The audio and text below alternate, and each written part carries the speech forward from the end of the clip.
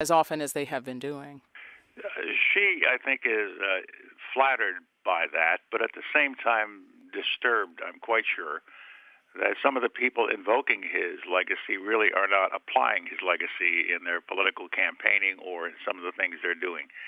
It's going to be interesting over the next several days or several weeks as people reflect on Mrs. Reagan and then once again on President Reagan.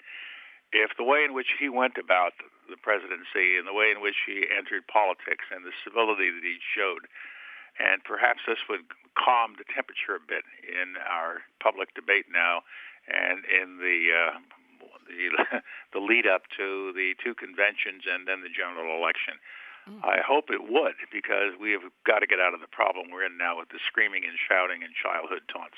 I was going to ask you about that. I would be remiss if I did not ask you how you feel about the state of the campaign right now, particularly the tone of it. You were critical of, in 2008, of the tone of it, particularly in the Republican Party. I have to ask you, how do you feel about it now? Well, I still feel the same way. In 2008, I spoke out against calling the president Muslim as if that was a curse.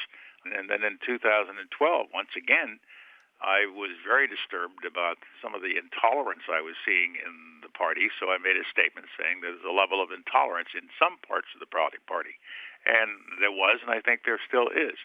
We have to become more respectful of each other. We have to listen to each other, even if we disagree mightily. And to stand there and do junior high school tricks on one another, I think, is belittling the country and belittling the office which they are striving to gain.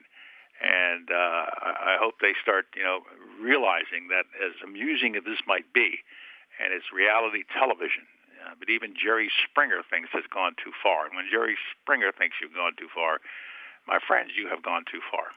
How do you want the country to remember Nancy Reagan? As